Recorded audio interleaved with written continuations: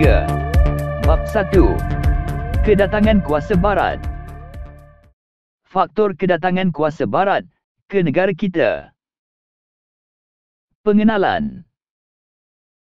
Pada tahun 1600, Syarikat Hindia Timur Inggeris, SHTI ditubuhkan di England.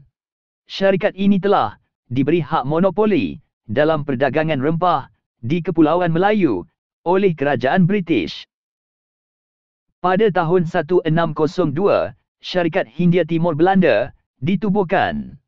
Syarikat ini diberi monopoli perdagangan di Timur. Pada tahun 1664, Perancis menubuhkan Syarikat Hindia Timur Perancis untuk berdagang di Asia. Kestabilan dan kemakmuran negara kita menyebabkan kuasa-kuasa barat berminat untuk memiliki kekayaan tersebut. Penjajahan Eropah ke luar benua melibatkan Portugis dan Spanyol. Penjelajahan orang Portugis membawa mereka ke Asia. Mereka berjaya membina empayar perdagangan dan menguasai jalan perdagangan di Lautan Hindi. Orang Spanyol menjadi saingan utama sebagai kuasa penjajah pada abad ke-16. Bahkan pada abad ke-16, Spanyol menjadi kuasa ulung di Eropah kerana memiliki kekayaan hasil daripada beberapa buah koloninya. Abad ke-16 merupakan zaman kegemilangan Portugis dan Spanyol. Pada abad ke-17 pula, menyaksikan kebangkitan kuasa-kuasa barat seperti Belanda, British dan Perancis sebagai kuasa penjajah untuk merebut kekayaan dan tanah jajahan di seberang laut. Alam Melayu menjadi sasaran utama kedatangan orang Eropah. Matlamat mereka adalah untuk mencari sumber rempah ratus dan menguasainya. Kedatangan kuasa barat ke alam Melayu. Jalan Belanda, Jalan Spanyol, Jalan Inggeris, Jalan Portugis.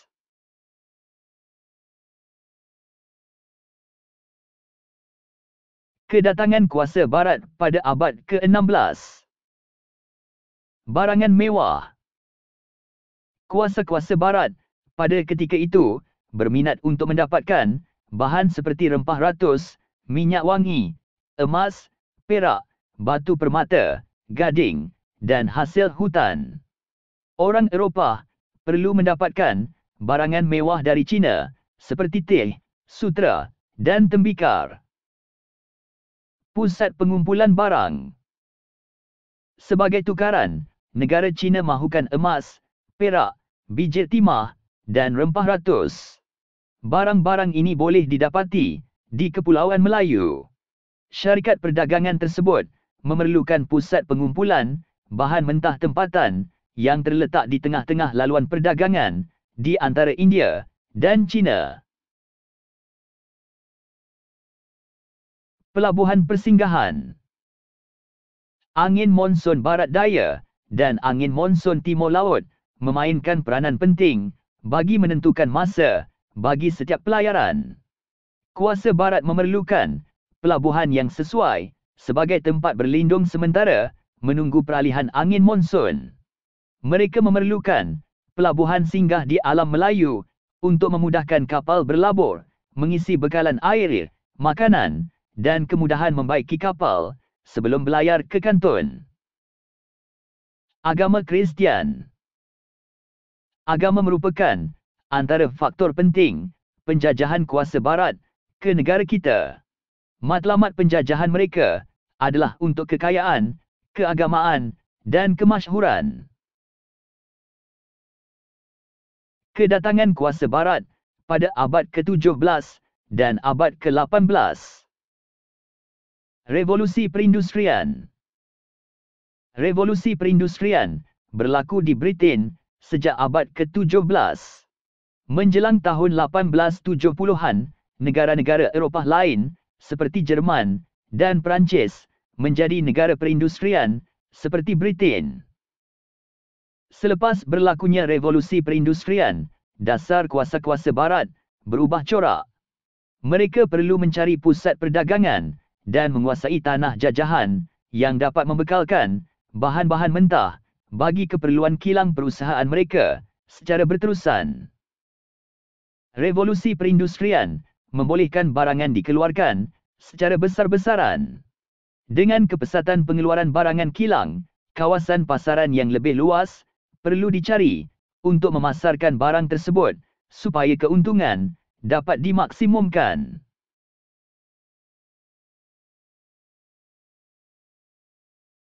Kedatangan kuasa barat pada abad ke-19 dan abad ke-20. Perkembangan industri kereta. Kemunculan perusahaan kereta dan ciptaan tayar menambahkan permintaan untuk getah asli. Selain itu, getah asli merupakan bahan yang penting dalam perusahaan penebat barangan elektrik. Kesuburan tanah dan kekayaan hasil bumi. Negara kita mempunyai tanah yang luas, subur, dan iklim yang sesuai untuk tanaman berorientasikan ekspor. Contohnya, tanaman getah, tebu, tembakau, dan padi. Negara kita juga kaya dengan hasil bumi seperti biji timah, biji besi, emas, petroleum, dan arang batu. Industri mengetin. Pada abad ke-19, terdapat beberapa jenis ciptaan baharu di Amerika Syarikat yang memerlukan penggunaan biji timah, iaitu industri mengetin makanan, mengetin minuman, membuat bumbung rumah, dan tong minyak. Kesannya, harga biji timah melambung tinggi. Selepas tahun 1840, permintaan untuk biji timah dari negeri-negeri Melayu bertambah dengan pesat. Pembukaan terusan Suez.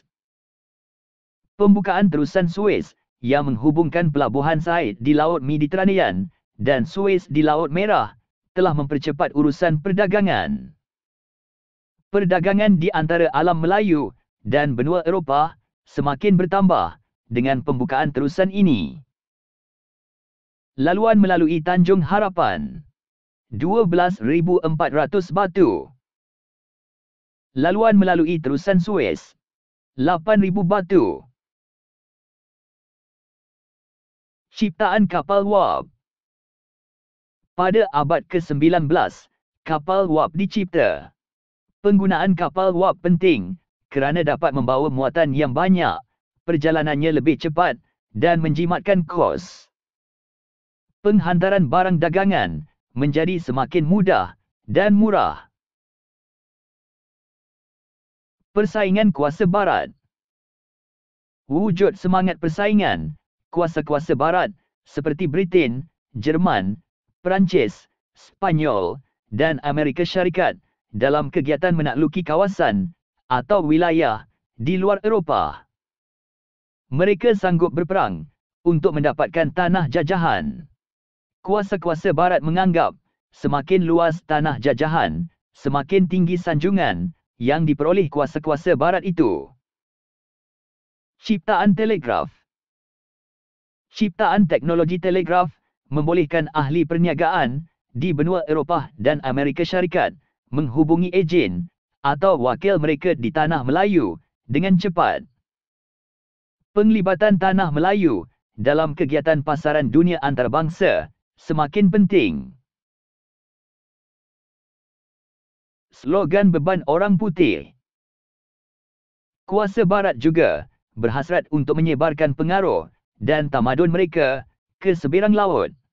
Mereka menggunakan berbagai-bagai slogan untuk mewajarkan tindakan mereka. Mereka berhujah bahawa peradaban mereka lebih tinggi berbanding dengan kebudayaan penduduk yang dijajah bagi merasionalkan penjajahan mereka. Kuasa barat menggunakan slogan beban orang putih yang bermaksud tanggungjawab mereka dan tugas mereka adalah untuk membantu dan memberikan kesejahteraan kepada pribumi di wilayah yang dijajah oleh mereka. Kuasa Perancis pula menggunakan muslihat, tugas menyebarkan tamadun kepada penduduk dunia bukan barat yang dianggap mundur. Persaingan kuasa barat untuk mendapatkan tanah jajahan. Pengenalan. Kuasa-kuasa barat berlumba-lumba meluaskan kuasa ke seluruh pelosok dunia untuk memiliki tanah jajahan demi kepentingan ekonomi mereka. Spanyol, Britain, Belanda, Perancis, dan Rusia muncul sebagai empayar masing-masing. Kuasa barat lain seperti Amerika Syarikat, Belgium, Jerman, dan Itali turut menyertai perlumbaan mendapatkan tanah jajahan. Negeri-negeri Melayu, Sarawak, dan Sabah kaya dengan bahan mentah dan kawasan pasaran. British bimbang dengan kemarahan kuasa-kuasa barat ke wilayah tersebut. Peta menunjukkan kawasan alam Melayu dikuasai oleh kuasa barat menjelang akhir abad ke-19 dan awal abad ke-20. British menjadikan Kesultanan Brunei sebagai sebuah negeri naungan British. Perancis meluaskan kuasanya di Indochina dan merancang membina terusan di segenting kera. Rusia berhasrat membuka pertempatan di ujung Salang. Jerman berusaha mendapatkan Pulau Langkawi. Amerika Syarikat ingin bertapak di Terengganu. Pihak persendirian, iaitu keluarga Brooke, menguasai wilayah Sarawak. Pada tahun 1853 hingga tahun 1905, keluarga Brooke memperluas kawasan pemerintahan mereka hingga sempadan Brunei. Syarikat Dagang British, iaitu Syarikat Borneo Utara British, SBUB, membeli wilayah-wilayah Sabah daripada Sultan Brunei dan Sultan Sulu. Belanda berusaha mendapatkan seluruh Kepulauan Hindia Timur. Portugis berusaha mendapatkan Timor Leste. Spanyol menakluki Kesultanan Sulu. Perbezaan strategi kuasa barat untuk menguasai negara kita. Pengenalan. Kuasa-kuasa barat menggunakan pelbagai strategi untuk menguasai negara kita. Terdapat strategi yang berdiplomasi dan bersifat agresif. Misalnya, Portugis menggunakan strategi menyerang semasa menjatuhkan Kesultanan Melayu Melaka yang berpusat di Melaka. Belanda pula menggunakan strategi serangan fizikal, perjanjian dan pakatan kuasa barat untuk mendapatkan wilayah atau jajahan. British menggunakan strategi yang lebih bersifat diplomasi berdasarkan isu dan faktor setempat. Pada tahun 1873, Parti Konservatif mengambil alih pucuk pimpinan Kerajaan Britain daripada Parti Liberal. Kerajaan baharu ini menukarkan dasar tidak campur tangan kepada dasar campur tangan British di negeri-negeri Melayu. Dasar campur tangan bermaksud British melibatkan diri secara langsung dalam pentadbiran di negeri-negeri Melayu. Pedagang negeri-negeri Selat mendesak kerajaan British supaya campur tangan dan melindungi kepentingan pelaburan mereka. Kerajaan British di London membuat keputusan untuk campur tangan dalam hal ehwal negeri-negeri Melayu demi menjaga kepentingan ekonomi British. Andrew Clark dihantar untuk menggantikan Gubernur Harry Ord. Beliau sengaja mencari alasan untuk memaksa pemerintah tempatan menerima naungan dan campur tangan British. Oleh itu, British menggunakan pelbagai strategi sekaligus meluaskan kuasanya di negeri-negeri Melayu, Sarawak dan Sabah. Peta Eropah menunjukkan kedudukan kuasa Spanyol, Portugal, Belanda, Perancis, dan Britain. Strategi kuasa barat untuk meluaskan kuasa di negara kita. Selepas serangan Portugis, Belanda berusaha meluaskan kuasanya di negara kita. Antara strategi yang digunakan termasuklah serangan fizikal, pakatan, dan perjanjian. British pula lebih licik apabila menggunakan pelbagai strategi untuk menguasai negara kita. Antaranya termasuklah serangan fizikal, pakatan, perjanjian, manipulasi, ugutan atau desakan, tipu helah, dan pajakan. Strategi Belanda, serangan fizikal, pakatan, dan perjanjian. Strategi British, manipulasi, ugutan atau desakan, tipu helah, perjanjian, pakatan, pajakan, dan serangan fizikal. Strategi Belanda untuk menguasai negara kita. Serangan fizikal. Belanda berperang dengan penduduk tempatan di Pulau Pangkor tahun 1650 dan di Kuala Perak tahun 1651 disebabkan oleh dasar monopoli biji timah oleh Belanda. Pada tahun 1763, Belanda berperang dengan Angkatan Selangor dan Rembau kerana bimbang penguasaan Selangor ke atas Selat Melaka. Pada tahun 1782, Belanda berperang dengan Johor disebabkan berlaku perselisihan mengenai perdagangan. Pada tahun 1784, sekali lagi, Belanda berperang dengan Angkatan Johor dan Selangor kerana masalah perebutan perairan Selat Melaka. Pada tahun 1784 dan 1785, Belanda berperang dengan Angkatan Selangor di Kuala Selangor. Perjanjian. Pada tahun 1650, Belanda mengadakan perjanjian dengan Perak untuk mendapatkan biji timah. Pada tahun 1786, Belanda mengadakan perjanjian dengan Selangor. Sultan Ibrahim bersetuju menjual biji timah kepada Belanda. Pakatan. Pada tahun 1641, Belanda mengadakan pakatan dengan Johor dan berjaya mengalahkan Portugis di Melaka. Belanda mengadakan pakatan dengan British dan bersetuju memitrai Perjanjian Inggeris-Belanda 1824. Strategi British untuk menguasai negara kita. Manipulasi. British mendapatkan Singapura. Pada tahun 1871, berlaku perebutan takhta di Perak. British menggunakan peluang ini untuk campur tangan. Kejadian Lanun merompak kapal dagang British di Selangor dan menyerang rumah api di Tanjung Rakado menjadi alasan untuk British campur tangan. Konflik antara dua pembesar di Sungai Ujung Negeri Sembilan menyebabkan British mengambil kesempatan untuk campur tangan. Ugutan atau desakan. British membuat ugutan atau desakan agar Sultan menerima residen British di Selangor dan Pahang bagi menasihati pentadbiran negeri masing-masing.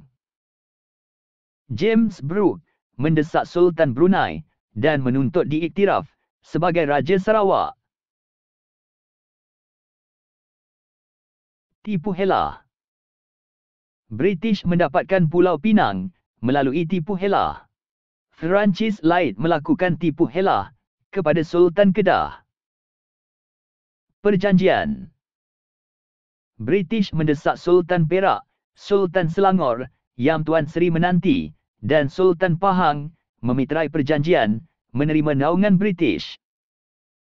Sultan Brunei bersetuju mengiktiraf James Brooke menjadi Raja Sarawak yang merdeka. Pakatan. British mendapatkan Melaka. Menyaksikan pakatan kuasa barat, iaitu British dan Belanda, memitrai Perjanjian Inggeris-Belanda 1824. Melalui perjanjian ini, British berjaya mendapatkan Melaka manakala Belanda memperoleh Bangkahulu. Pajakan. Melalui pajakan dan pemberian piagam, syarikat British Utara Borneo, British meluaskan pengaruhnya ke atas Sabah. Serangan fizikal. Keengganan penghulu Naning, Dole Side, tunduk kepada kekuasaan British di Melaka, menyebabkan British menyerang Naning pada tahun 1831 dan 1832. British membedel Kuala Terengganu dan meminta Sultan Omar tidak mencampuri masalah perang saudara di Pahang serta masalah takhta Sultan Mahmud Lingga.